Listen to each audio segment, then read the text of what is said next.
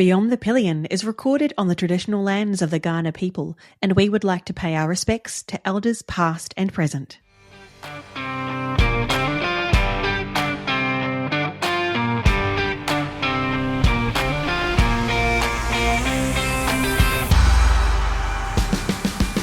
Welcome to Beyond the Pillion. My name is Kahiwa Sebire. I use she, her pronouns, and I am the chaotic one. And today I have with me back in the proverbial studio Mark Drexler, he, him pronouns, and as they say in the classics, I'm a substitute for another guy. I'm here for now, but the end is nigh. What classics is that? Actually, don't answer that. Let's get back on track. Well before your time, kiddo. So welcome to episode 24, and today we are talking about track days or ride days. Absolutely. It is something that I would recommend to absolutely anybody who has their motorcycle license. Really, once you're beyond the sort of basics of learning, then it's time to start thinking about a track day.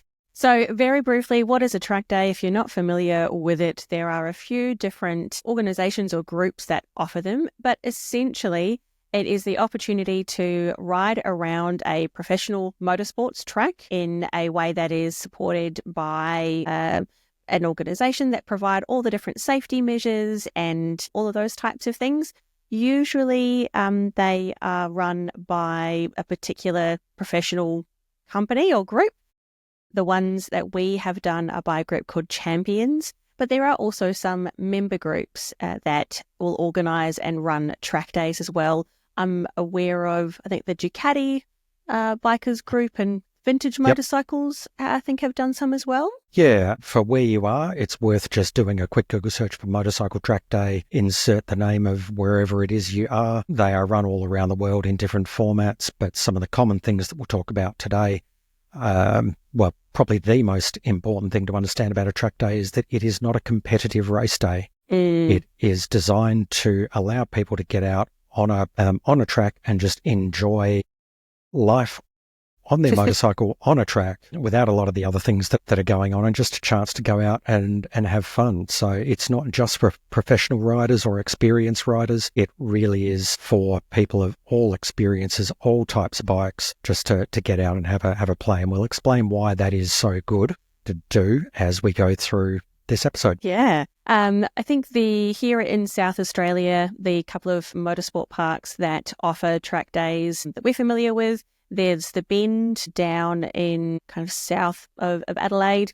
There's Malala a little bit north of Adelaide. And there's another one a little bit more rural that you're familiar with. Yeah. So Mac Park is the third one, which is down at Mount Gambier, which is, smaller, I think, track, maybe the same size as Malala. Very strong community focus. They do some brilliant things down there in terms of you probably get more bang for your buck down there than you do coming into the sort of tracks that are close to the city. But shout out while we're here as well to Champions Track Days. They do a fantastic job of organising track days, which, we'll talk more about that. Yeah. Yeah, quick hi to everyone at Champions, if anyone's listening. And noting, of course, this episode is not sponsored. We are just fans. We have paid for our track day experiences ourselves.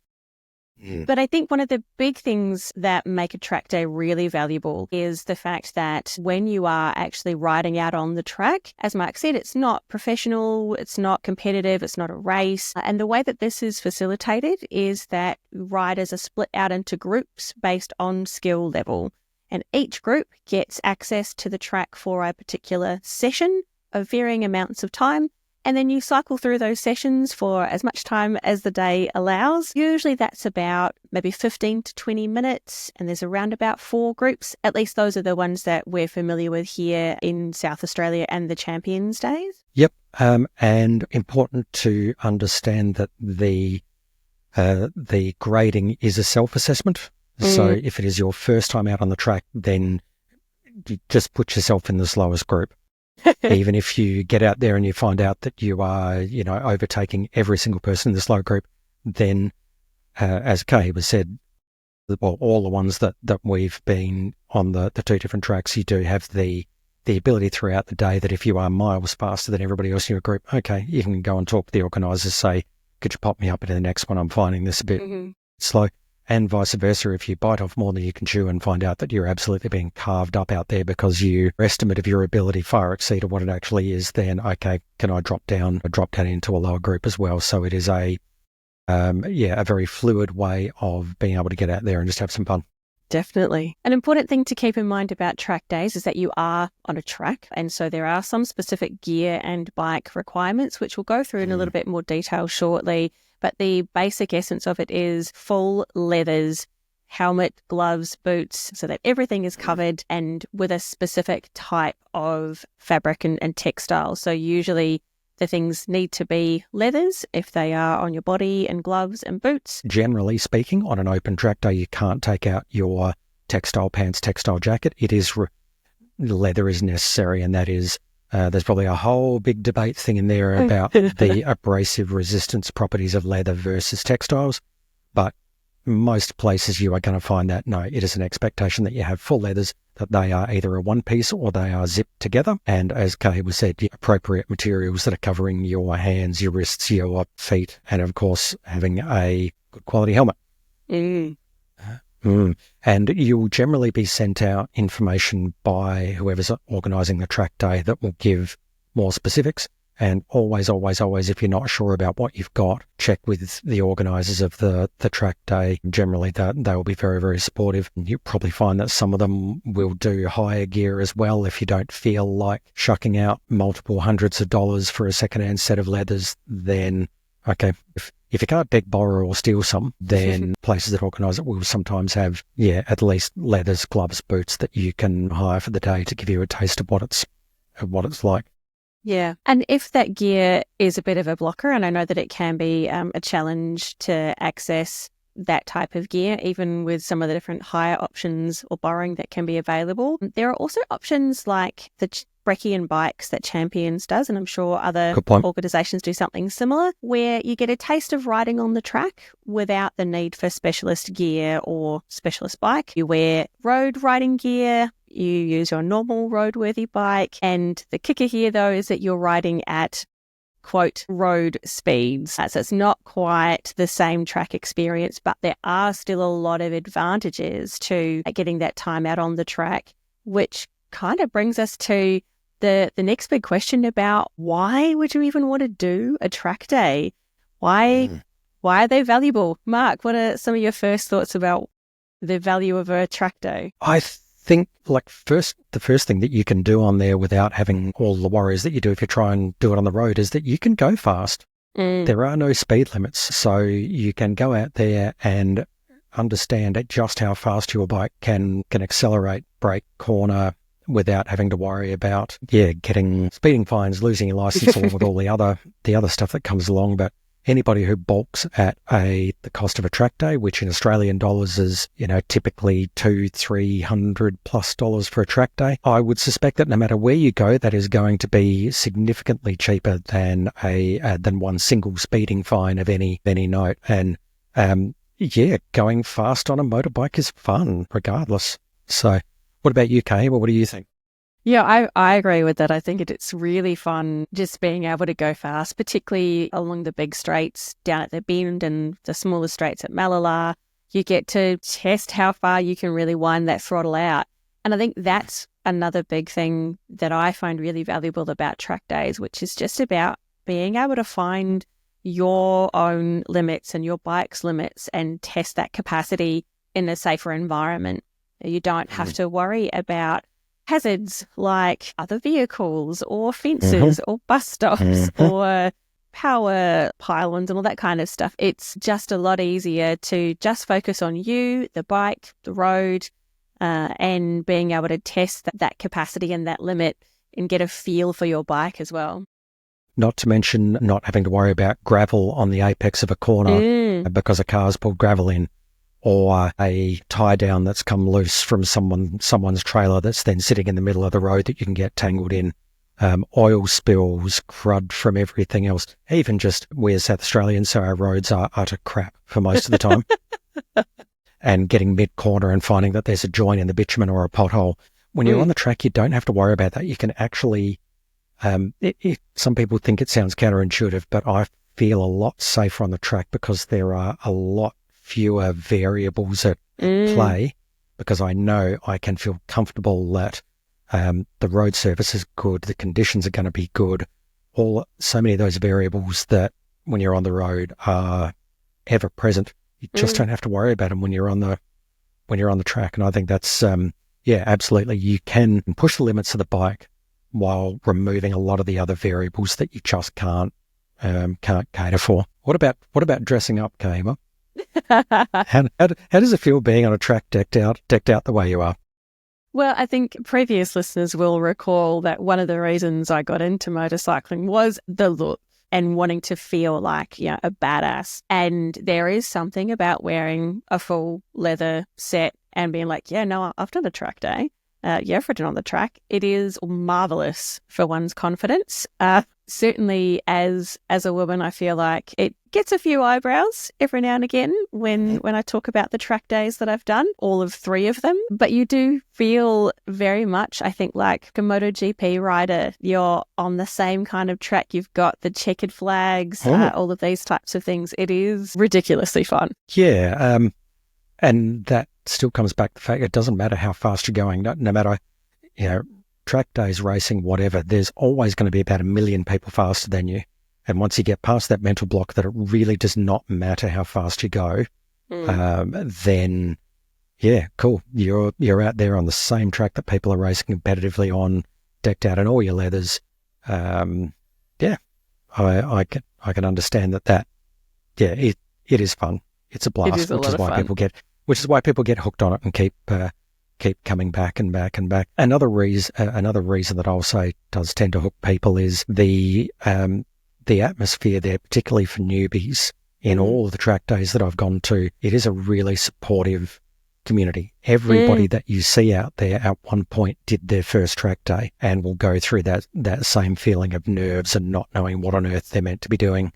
And you will find there are a lot of people out there that are very happy to share their experiences. When you forget a zip tie or forget something that you really should have bought, then everybody else is out there trying to do the same thing, which is go out and have fun. And there's the dickhead minority, but I think they are a minority as they are in most other situations. And a great way to go out to meet some people, learn some stuff on other people, share tips, share gear. You're becoming part of a community. I've done, 15, 20 maybe track days in my life, and you do get to start seeing some of the familiar faces, and you go up and have a chat, and it's nice. It's just like Fight Club without the punching on. It is a bit of a secret society there that once you're in it, then it is very, very cool. I would agree. I think from a really practical, boring kind of perspective, one of the things that I really, really love about track days is the ability to practice. So we talked about that opportunity to find your own limits and test your capabilities and your bike's capabilities. And I think together in with that is this really safe and structured environment to practice some of those key techniques, especially things like cornering, braking, accelerating, maneuvering around other bikes, controlling and handling your bike at speed without all of the other hazards and things that we've talked about as well. And you've got 15 to 20 minutes to just pick a thing and just concentrate on that for however many laps that you've got. And it does have such a great impact, a really positive impact, I think, on your technique. And I would actually argue that anybody who's a motorcyclist should be working on their craft. That is a part of motorcycling, I think, but similar to a lot of other things that you're never going to achieve complete mastery. But going out there and consciously, as you said, Kahiwa, just picking a thing per session and saying, yep, on this one, I'm going to concentrate on my late braking, or having my eyes up and looking through the corner, or smoothly rolling on the throttle. And it doesn't have to be rocket science stuff. You will learn as you go through it. So no, very much agree. And you can also, provided you do the right safety things, is hook up your GoPro to your bike and get some footage. Yeah. And that is also really fun. Not only does it feel great to have really good footage of you on a track day. It looks cool. It can also be really useful in terms of documenting your progress and your improvement over time if you do multiple track days or even across different sessions, to be able to see where you were or how far you were leaning or where your line was on the track. Getting that footage is really, really valuable from that perspective, but also it feels good too. Totally. Yeah. And absolutely. Again, it's like a lot of other things that you will look back on your first one at the footage that you got and think, oh God, I was doing that wrong. Yeah. And that's all a part of learning. And as long as you approach it with that mindset that you're always going to have things that you can learn, you will never perfect it. And you will always continue to learn and tweak and improve and do things like that, then you'll have a great time. Absolutely. So I think with all of those different things about why you might want to do a track day, if you are a beginner rider, a couple of caveats that I think might be useful to keep in mind. One of those is consider something like a breccia bikes first. So you get the experience of being out on the track, but you're still with your normal everyday ride bike, and you don't necessarily have to invest straight up in a whole lot of extra gear that might be really expensive and then you might find you don't use later on. So something like that can be a really good first step. Yep, totally agree. And also trying to hook up with some people who are a bit more experienced around doing track days is something else. And when I say more experience, I'm not necessarily meaning that they have to be, Marc Marquez. They don't have to be the fastest thing ever, but just somebody that's ideally even just done, more than one. To help you just get started. If you can find more experienced riders who are good teachers, then lock them in, get them out there and get them to help you. If you can't, then on track days, check out whatever the track day provider is offering, but certainly the ones here all offer coaching and mentoring services from far more experienced riders that will follow you around. They'll check out your form. They'll give you very specific technique things that will help you learn a lot quicker. Yeah. And I think there are also like additional courses or training things that different places offer. Here in Adelaide, courses like the Rad Skills one that focuses on cornering techniques in particular can be really valuable just to have some good kind of riding theory behind you before you approach a track. But I think just underneath all of that, it can be really useful just to have some really good hours of riding under your belt. So a good number. And this is mostly so that you are able to focus on the specific things about being on the track, like braking, cornering, accelerating, maneuvering, and you're not having to worry so much with some of those basics of changing gears and the different ways of braking, all that kind of stuff. Looking at the track day as the opportunity to improve the riding rather than cementing down the basics. Yep. Very, very much agree that, it is once you are comfortable and all of those things are second nature around, changing gears, using your brakes, finding neutral, all those things. You need enough that you're not going to be freaking out because your brain is just in complete overload. Because then, everything just happens at a lot faster speed. So, I guess it's like learning a musical instrument. Maybe, learn how to play your scales. And once you can play your scales without really having to think about it, okay, then you can start going on and doing some more interesting and entertaining things. So preparation for track day. Let's start with the big one, Kahiwa, the bike. Yeah. What are the different ways you can tackle this? So there are probably 2, maybe 3 options that you've got. So for most ride day, track day options, there is the ability to take your road bike, so the one that you ride generally. There are likely to be some modifications that you would need to make it suitable for a track day. And the ones that we've done, that includes things like taping over your mirrors or your lights so that there's less risk of glass or other shards or things on the track if anything happens to you. And the track day kind of organizer would absolutely be the best place to go to confirm that. But for the most part, you can pretty much take a bike that you've already got. Might be a little bit scary if you've got a brand new bike or something that's quite precious to you to take it onto the track to potentially go really fast around. But it can be a great way to deepen that connection that you have with your bike and understanding its limits, its capabilities, and how to get the most out of the bike that you're riding. Absolutely. The only thing really to be aware of when you're doing that is being conscious of your insurance, what your insurance will and won't cover. So check the fine print on whatever you've got there. And it's something that you need to make a value call on, really, to say, even if my insurance is not valid, how much am I going to be pushing it? Your mileage may vary. Consult your own product disclosure statement and make your own decision on that one. There's, as you've said, Kahiwa, like, it really can help you to understand your bike that you're riding on the road, and then to understand the limits of that in an environment where you can push it a lot harder. But what if you don't want to take your bike? Then what do you do? Yeah, there are some track-specific bikes that are generally for sale, or you might be able to borrow from a friend or go along and you alternate taking turns with a track bike. These ones are usually a lot lighter. They might have some of the fairings have been removed, or a lot of the unnecessary accessories, unnecessary Lights, for indicators, a track. Horns. Yep. Yeah, all of that is usually removed. So if anything happens, or you might lose traction or slide or something like that, then there's less to kind of fall off, and they're designed to be thrown around a track.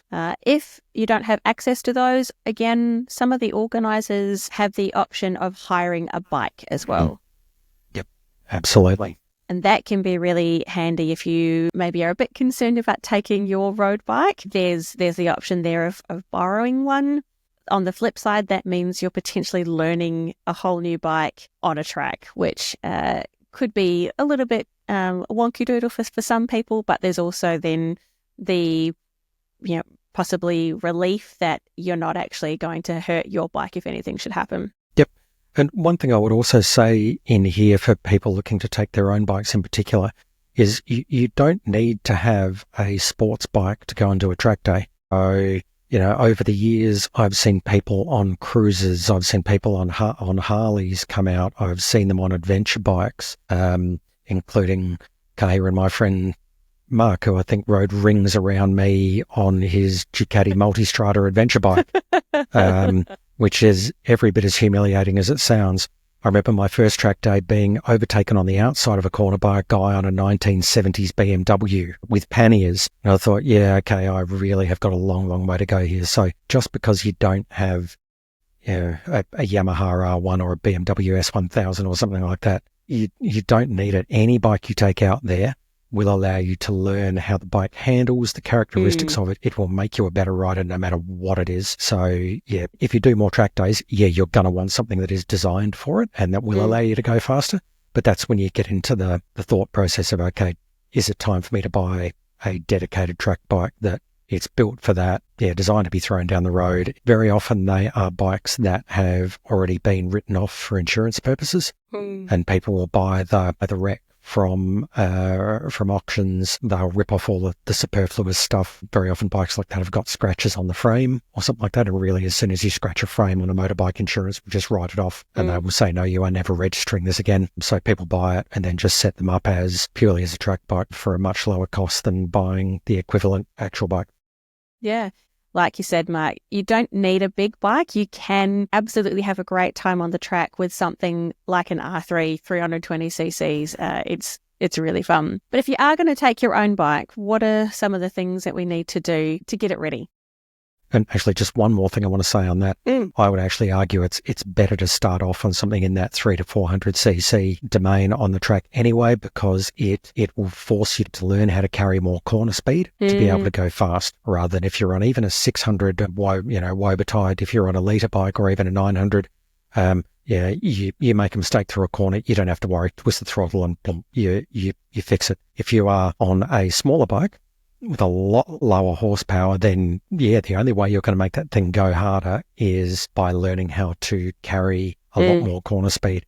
They're also, because they are smaller, they're also lighter and can often carry a lot more corner speed. And my general response to people when I was working in the dealership and people say, oh, what's the fastest bike to go out and do a track day? My general response was, look, go out there and odds are the fastest thing around the track is going to be a 15-year-old on an R3. Or a dirt bike. Or motards, but 15-year-olds or 16-year-olds on R3s that come around the outside of you on a corner making you look like you are an absolute pedestrian. It's a great leveler. So yeah, start out on a smaller bike. If you don't want to get your own, then find an R3 track bike or something equivalent, Ninja 400, smaller CBR, something like that, and you'll have a blast. But that wasn't the question. The question was, if you are taking your own bike, again, the organisers should give you a list of the things that they will check when they are scrutineering. So scrutineering is when you take whatever it is you're riding for a safety check. And so before you do that, they will advise you what you need to check out in the lead up. Generally, it's going to be things like making sure that your chain and sprockets are in good nick, they are tightened up to the appropriate tension and they're not dragging on the ground, that any of your fluids, but things like brake fluid, engine oil, coolant, that there's nothing leaking out of your bike.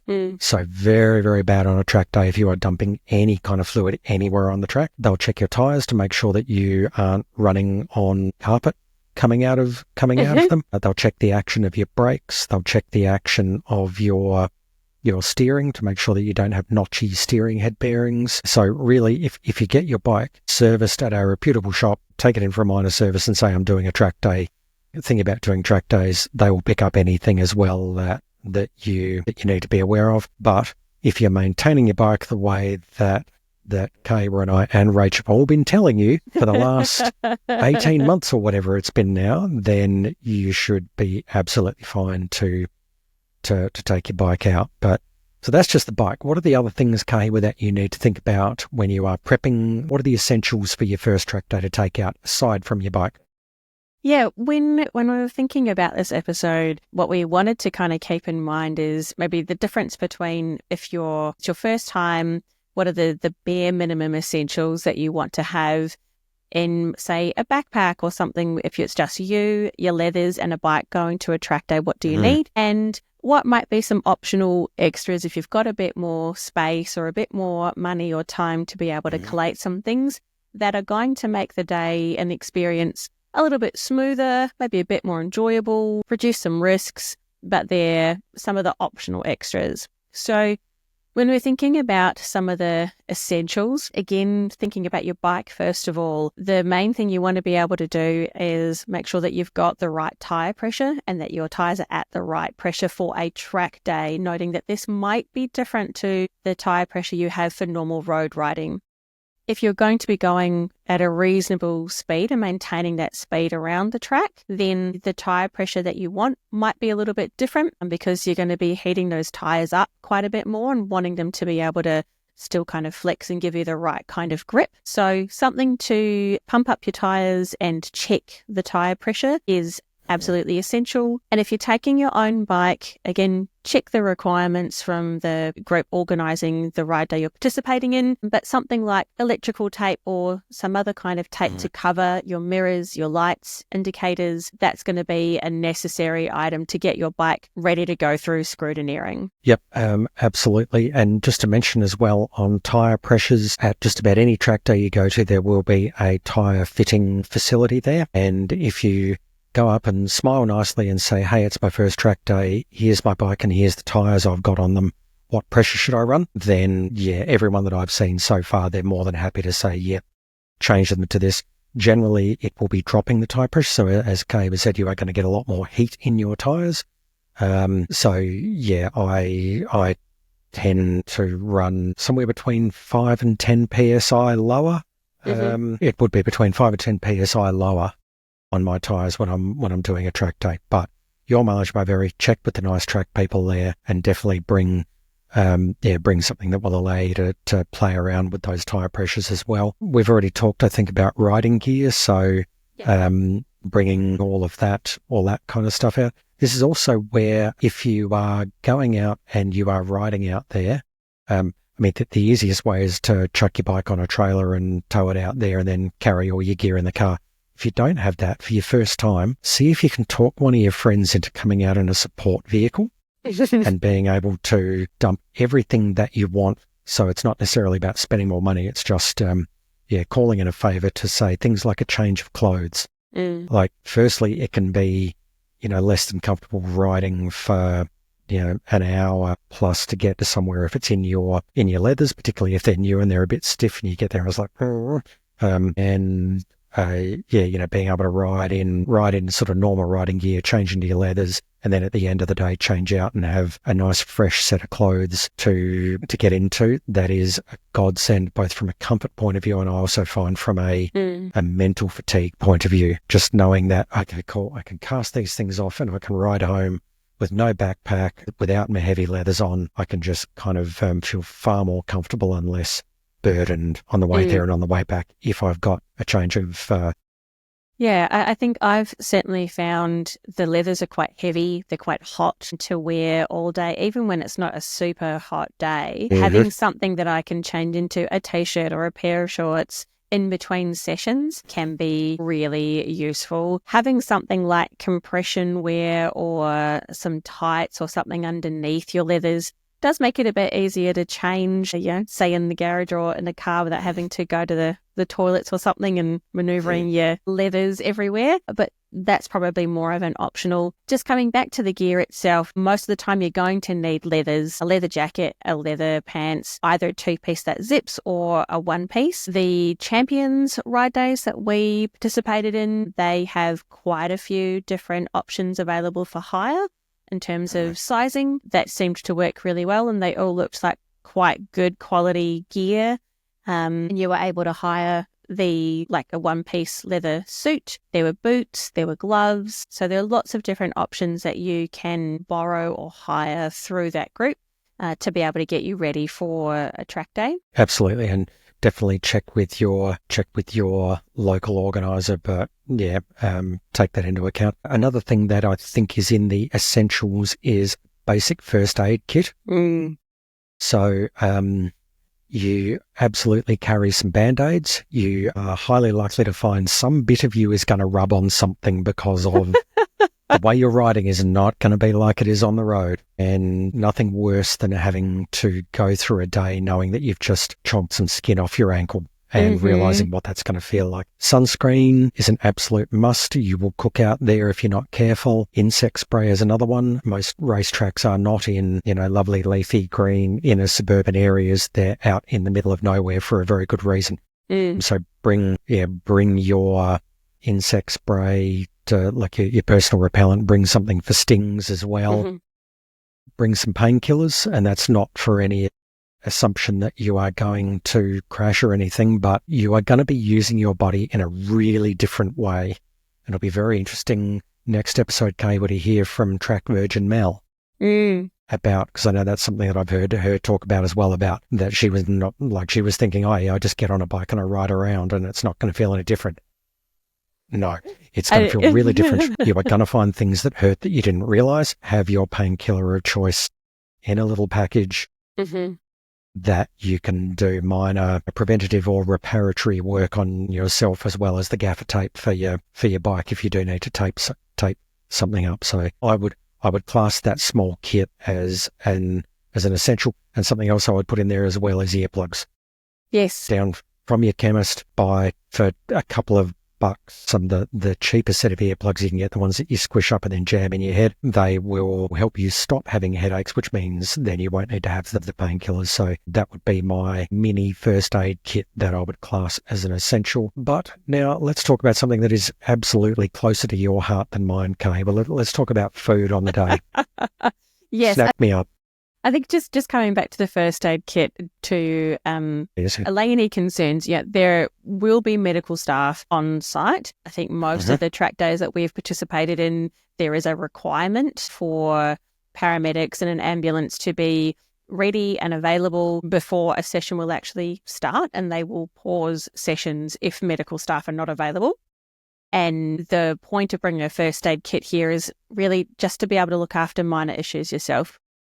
But if there are bigger things that happen, absolutely, there are people with all of the stock and the gear and the knowledge to be able to address any bigger concerns. But coming back to that all-important food and drink, snacks, I think it is absolutely essential to bring absolutely water. Hydration for your brain. You will be using your brain and your body in different ways than you might generally use in other types of riding or other types of exercise even. So water is critical, especially if it's warm on the day. Most of the motor parks that we've been to have some kind of canteen or cafe or option available to get some of those things.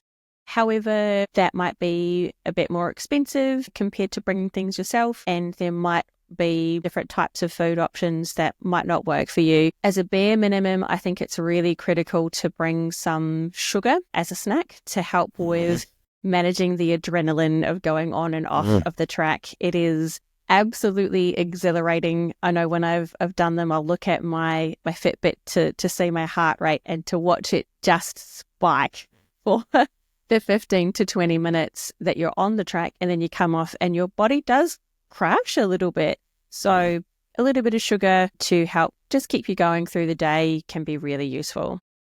Completely agree. And yeah, consciously managing that is an important part of doing a track day.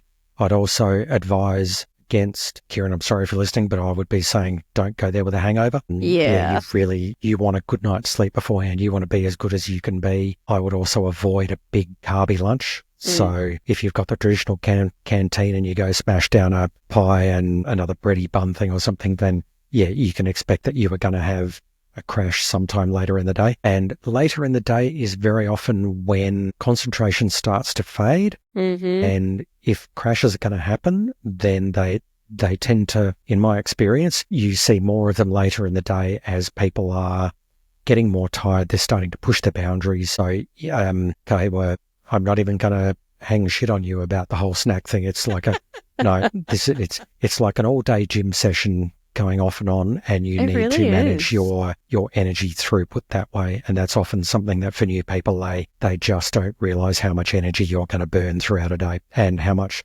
hydration, even if in Australian money, if we're talking about 20 degrees, anything north of 20 degrees, you are going to feel hot and you are going to burn a whole lot. Whatever that is in Americanese, I don't even know. 50, I don't know. 70 That's something what Google Fahrenheit. is for. I don't even know. Yeah. But what else?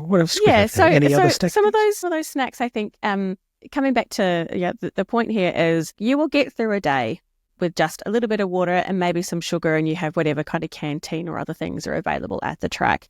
But if you want to get the most out of your day or make it as smooth as possible, then some of those optional extras, including things like food and drink, that's where that starts to come into play if that's available for you. So I would think from an optional addition, that's something like caffeine or energy drinks to help kind of keep you up, similar to the sugar. That can be really valuable. Some people can find that helpful to keep their alertness across the day.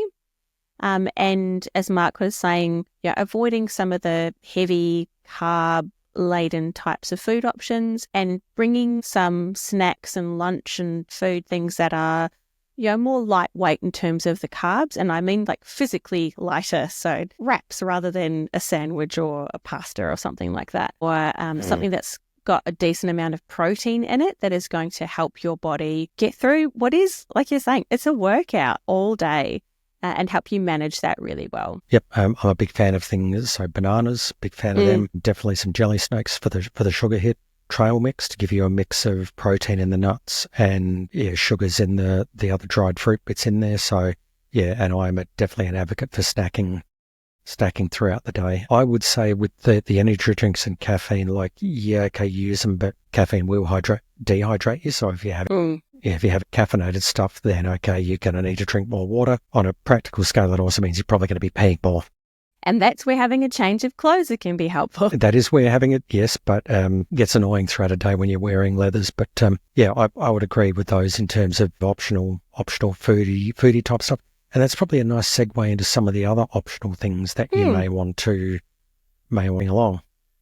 Yeah, so I think the first thing, coming back to the bike again, and how to manage the bike nicely, a lot of tracks will have fuel available for purchase, so you can top up your tank as you go, but that can often have the typical kind of rural tax on it. And so bringing a jerry can or similar with your own fuel to top it up can be really helpful as a way to save a bit of money, but also just give you that peace of mind so you can check it in between sessions and know exactly how much fuel you've got in there and that you've got enough to get you through the next session.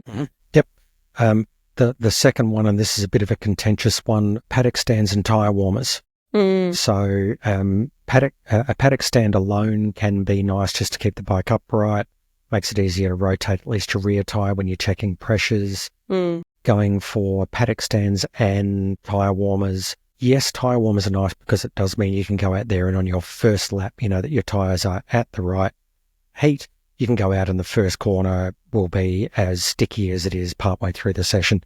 I really do class that as an optional. And if anybody tells you that you've got to have tyre warmers if you're doing a track day, then it's like, go out and do 2 or 3 laps to get a little bit of heat in your tyres.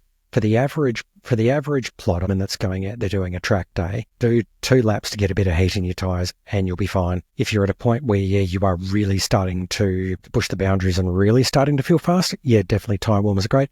They can also extend the life of your tyres if you're doing it regularly, because tyres sometimes their lifespan will be dependent not just on the tread but also on the heat cycles. So how often they get really hot and really cold. And tyre warmers will allow you to keep them sort of at a specific temperature for pretty much the full day. But seriously, that's extension reading for the experienced rider. Definitely not an essential for your first, I would argue, for your first few track days, and really only if you are starting to find yourself getting a lot more pace and moving up into the higher groups. Great. Then get yourself paddock stands and tyre warmers. I definitely agree. I think coming back to kind of gear, we talked a little bit about the value of something like skins or compression wear or tights that you can wear under your leathers. So not only does that make it a little bit easier to get changed in and out of your leathers without having to go into a bathroom or something, but the compression can, in some circumstances, evidence suggests, allegedly, help with your muscle and your body recovering from the workout that it's doing. So that can be valuable. Your gear should have all of the appropriate armor in all of the necessary parts of your body. We're a big fan of the neck sock, the neck buff. As I've mentioned multiple times, I love it for preventing bugs and keeping things off of my neck and similar. It's also really useful for helping to prevent sunburn on your neck. Even if you put sunscreen on, when you're putting your leathers and your helmets, things can rub and the sunscreen can come off. A neck buff just makes that really easy to make sure that that neck is covered. And similar to a spare change of clothes, some easy slip-on shoes can be great, again, just to remove the weight. Often your riding boots are so heavy. It can be nice just to have something like some Crocs to put on just to wander around the park. Do the croc and sock. No one cares. It's a track day. You can get away with any fashion statement you want. Exactly. So make the most of that. Could I just add something in there as well about back protectors? So I have noticed a few track days say they strongly encourage back protectors. Those who don't know what one is, it's basically a plastic and memory foam-ish exoskeleton that you put under your leathers, you strap it onto your back, and you're kind of Teenage Mutant Ninja Turtle-ish kind of thing. I would argue that for your first few track days, unless you're out there on a 1000cc bike or even a high-powered 600, if you're out there plodding around on your learner bike, just having a bit of fun, or your mid-size Lambs approved 650, unless you're at the point that you're really starting to push the boundaries, you're probably going to be fine. And this comes back to, like, I know we've talked about this right from the very beginning of the podcast, it's balancing risk and reward.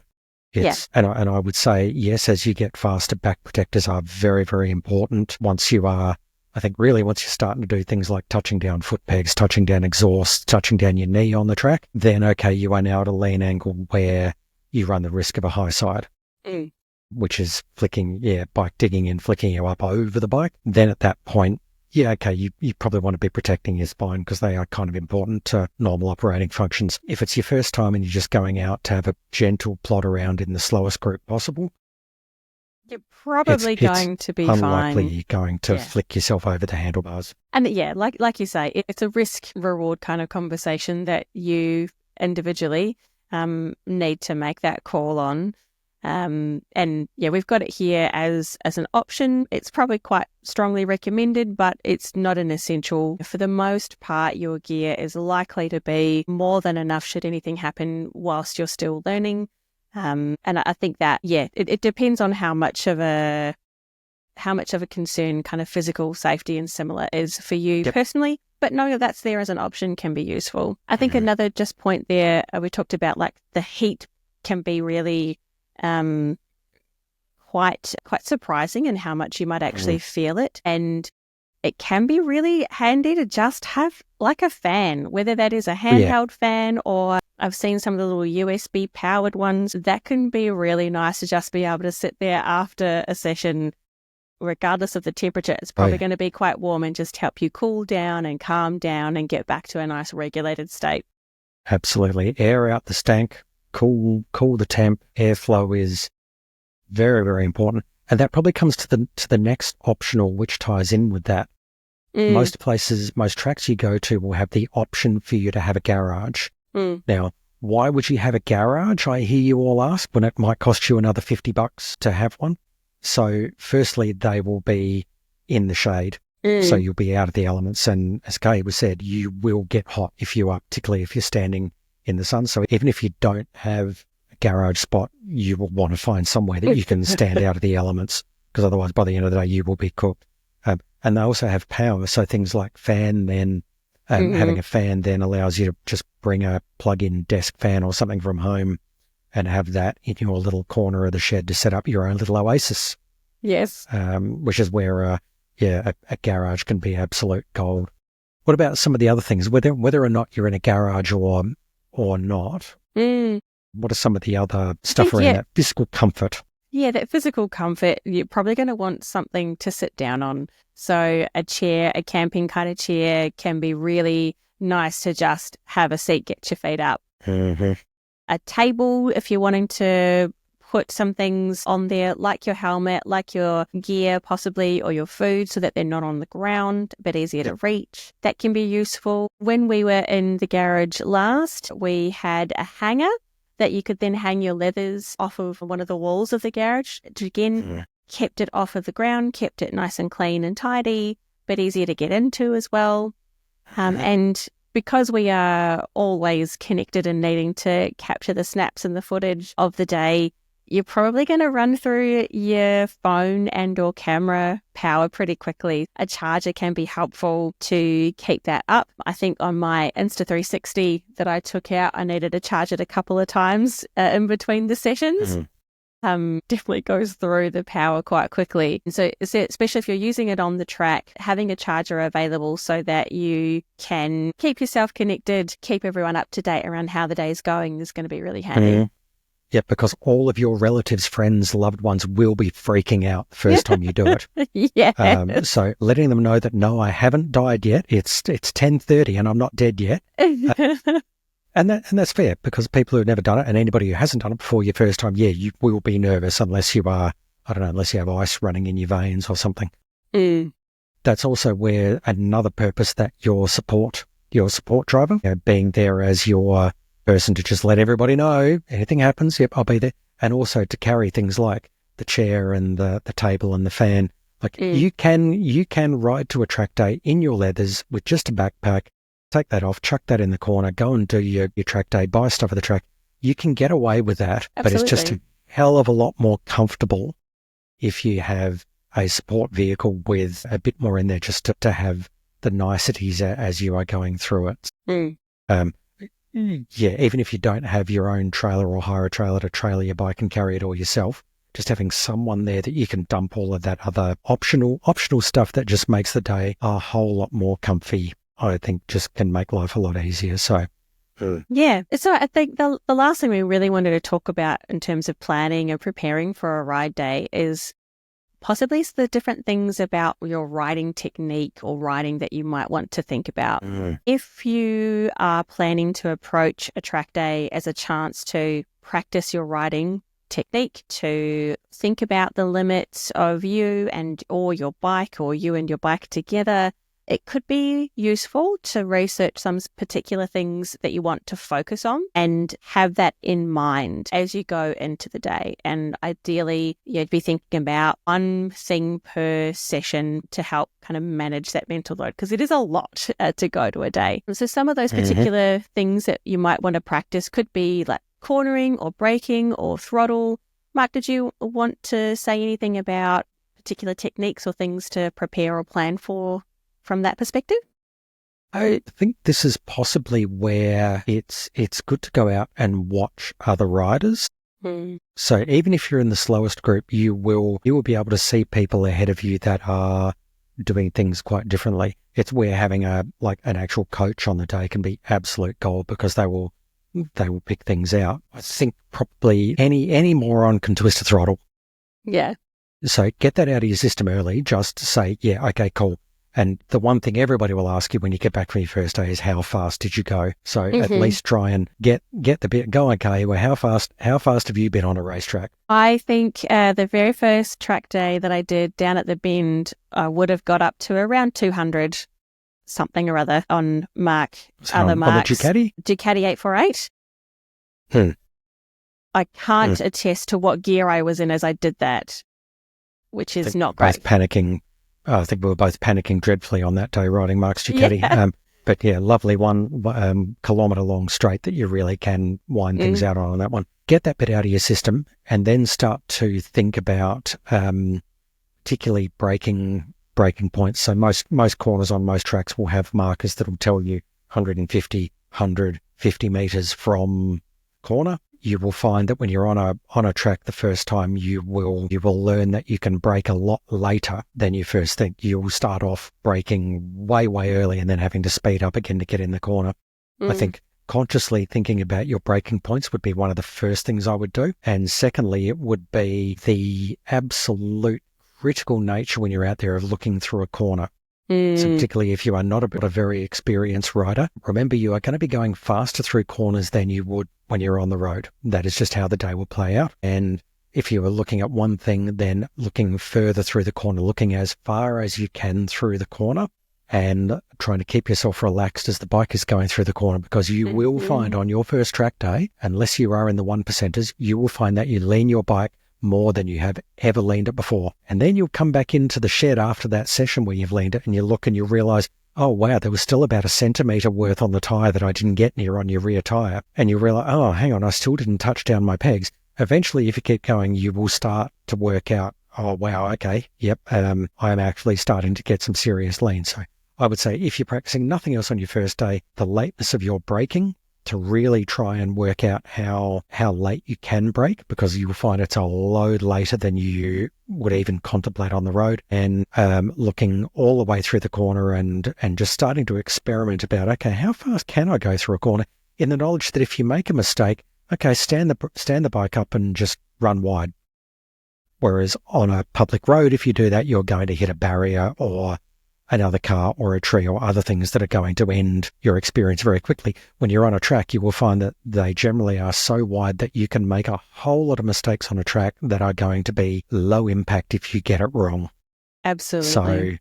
So, and probably the only final thing I'd say is, remember, it's fun. The first track day, when you come out the end of it, you will be buzzing. You will have a whole head full of ideas of, why didn't I do that? I want to do that better. So just enjoy it. It's, that's the whole point that we ride motorbikes by and large, is for enjoyment. So whatever you're practicing, learn and reflect, and probably do some mindfulness at the end of it to say, okay, great, that was a heap of fun. Next time, jot down, make some notes on your phone, do whatever, to say, okay, next time, what do I want to try? What do I want to do differently? Kahiwa, fair?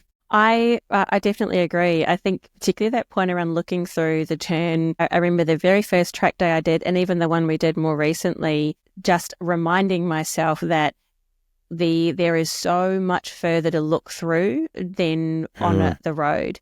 And it's really quite a strange sensation, I find anyway.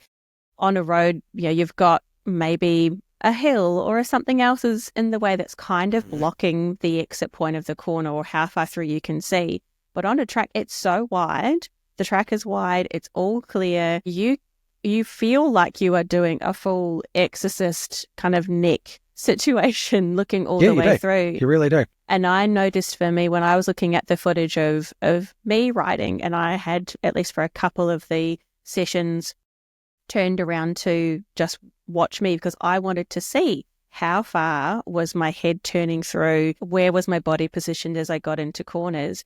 And I noticed that I almost had to have 2 looking points to almost remind myself, okay, we're here and now we need to keep looking through the corner. There's more to look. And that can be a bit, I think, just a bit of a different thing to really get your head into when you first go into a track day. And the way that you really can maneuver your body to be positioned well for stability through those corners, it's a great place to practice that so that it does start to become a bit more natural, so that then when you're on the road, you'll feel a lot more comfortable in terms of putting your body into that to have good stability and balance through corners that might be a little less ideal in terms of the road surface. And there are so many things there around head position, body position, weight distribution that don't overthink it on your first one. That's where once you're starting to feel like you're not really progressing, playing around on the track, okay, great, get a coach. They will spot things immediately that you need to change. Mm-hmm. And that's where you can start getting into those more technical things. And as I said, there is a never-ending list of things that you can learn, refine, tweak. But to start with, I think the most important thing, just enjoy it. Yeah. You're on a racetrack. You can go as fast as you want and do whatever you want as long as you're not endangering anyone else. I mean, how good is that? It's so cool. It's brilliant. Again, there are, being a motorcyclist, you are one of a small number of, minority of road users already. Not everyone gets to do a track day. So you're, again, in a small group that you should feel pretty proud of yourself. It's a really exciting and a really valuable opportunity. And like you're saying, it's about having fun. It's not necessarily about the fastest speeds or lap times, especially straight away. Totally cool if that is what drives you later on. But certainly in the first one or the first few, think about it as a way to enjoy going fast, but that it's less about the lap time and more about how well are you riding when you're going fast. Absolutely, yes. So as we wrap up this conversation about track days, I think there are a couple of other things I'd love to leave everybody with. And we talked about what actually a track day is, and that you're on the track for maybe kind of 15, 20 minutes, and there's a few sessions throughout the day. And that might not feel like a lot of time that you're actually on the track, but I would say it is actually a good amount of time to be able to test things, come back, rest, reflect, do some of that mindfulness, and then go back out and test again, or enjoy another next little bout. A few things I would want to have people keep in mind as you're approaching a track day and planning for it. And the first of that is you don't have to stay for all of the sessions. You don't have to stay out for a whole session. It is absolutely okay to leave the track, to leave the day when you're ready and when you feel done. That might be after 2 sessions, 3 sessions, or halfway through the 5th one. It is totally okay. And it's also okay if each session feels different across the day, for there to be inconsistency between sessions. Like you were saying, Mark, it is a long day. It is a big day. It's like a full day gym workout. And especially considering your nutrition or your experience or your body or how you were feeling the night before, you might fluctuate through the day in terms of your concentration or just your ability to be able to get your body doing what you want it to. And that's okay if that fluctuates throughout the day. Yep. I think it's also really important to keep in mind that while a track day is about you and it's about your experience and you have fun and your goals, there are other riders there, and you should expect to be overtaken, but also potentially to overtake others, and that there might be rules around that depending on what group you're in, that there will be other people faster than you. That's okay. There'll probably also be people slower than you, unless you're me and who consistently sits at the end of the beginner group, because I'm not really super fast, a little bit fast every now and again, but not super speedy lap times. One of the things that I found really interesting, the effect on my track day, was that some people will be really, really good riders that you might want to follow or observe or just look at and reflect on what they're doing that's going well. And others, like we might see on the road, will make questionable decisions. Yes. In terms of where they place themselves, when they start braking, how they commit to a corner, and that other people might make mistakes. So you're still sharing the road. You still need to have that mindset of kind of anticipating what's happening and the need to be able to respond. It's possible, they're still learning the track just like you. They might be on their first day out and not really know what they're doing either, or how to translate road riding techniques to track day techniques. So there is potentially a little bit of give and take when you are in these group sessions. And I think you've found that is most noticeable in the beginner group from the different track days that you've done, Mark. Yep, absolutely. It's going to sound weird, but the most difficult riding that you're probably going to have is in that beginner group, because it is such people haven't learned how to ride fast safely yet. And most people do the right thing most of the time, but every now and again, you will just get people who do not realise that the way they are riding is impacting on everyone else. Hopefully, the ride day organisers should be all over them to pull them aside and have a quiet word. If you see anybody that is doing things out there which you feel are, just dangerous or making you feel uncomfortable or whatever else, that's when it is time just to drop a word in the ear of the organiser to say, hey, this person's doing this out there, would you mind having a quiet word to them? And they will go out there and discreetly just have a chat and say, hey, maybe don't do that. Yeah. And they're usually pretty good. All of the ride days that we've done, the organising group are pretty attentive and pretty responsive, which has been really great. So that is why you might want to do a track day, some of the bits around how to kind of prepare and plan for a track day. Next episode, we are going to be chatting to your friend and mine, Mel, who joined us on track day recently, just to talk through her experience as a brand new track day rider and what that was like. Track virgin. Okay. What? Is that how she is happy to be acknowledged? I'm not sure. That's what happens for first-time trackies. Well, you'll find out in the next episode, I suppose. You will. All of the experience of a genuine first-timer, and also somebody that hasn't had their licence very long. A new rider that did a track day very early on in their riding career, and I suspect will be back for some more. So that's going to be a very interesting chat. Well, thank you so much for joining us today, Mark. You've done quite a few track days, and it's really valuable to have your perspective on what to think about as people might go into a track day. But until next time, please ride safe and have fun.